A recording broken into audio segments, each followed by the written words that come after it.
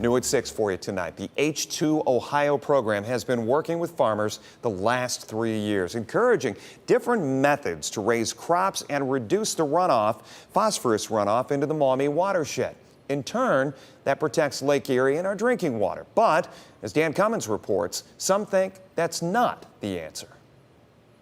This was the Lake Erie water crisis of 2014. That's when people woke up. Toledo, we have a problem. And despite the H2 Ohio program with farming, there's another part of agriculture that has the spotlight: livestock factory farms. A group called Advocates for Lake Erie paid for these billboards to go up in Toledo, Cleveland, and Columbus, saying things like, "Stop poisoning Lake Erie." As the billboard said, Lake Erie is not a toilet. And it's been used as one by all these factory farms, but we want to bring people's attention to the fact that that is causing a huge problem. Mike Ferner is an activist, former Toledo City Councilman who's lived in Point Place 40 years. He blames factory farms, pigs, cows, poultry. They're producing 5.5 million tons of manure a year. If we took the phosphorus from the animals, we would have a human equivalent of the entire population of Ohio, Indiana, Chicago, and Atlanta, or about 21 million people. Factory farms, or CAFOs for concentrated animal feeding operations, have just gotten bigger and bigger in Ohio. Farms, from 2005 to 2019, there are now 775 in the state. Animals number 25 million. Now, they do get rid of manure by giving local farmers to put on their crops, making for cheap fertilizer. It's producing a decent amount of phosphorus, but if you look at how much phosphorus, all the crops in the Lake Erie Basin need, the manure being produced would probably supply about 20%, we estimate, of that phosphorus need. So manure becomes a thing in an area, the commercial fertilizer use goes down. The Ohio Department of Agriculture regulates CAFOs, but the numbers: 2,500 for swine, 700 for dairy cows, 1,000 for beef cattle, 82,000 for chickens growing eggs, and 125,000 chickens bred for consumption.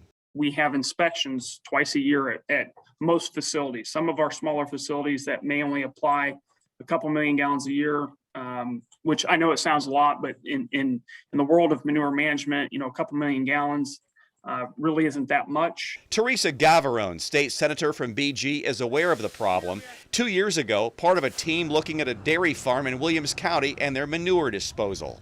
These operations are permitted under the Department of Agriculture, and they are inspected to make sure that they're doing things right. Cooper Farms in Paulding allowed me into part of their facilities for this story, a family operation going back 85 years. They raise a variety of livestock.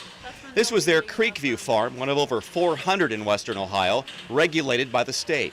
Gary Cooper gave me a tour inside the barn. We wore protective gear for the animals to protect them from disease. The pigs here are about 10 weeks old.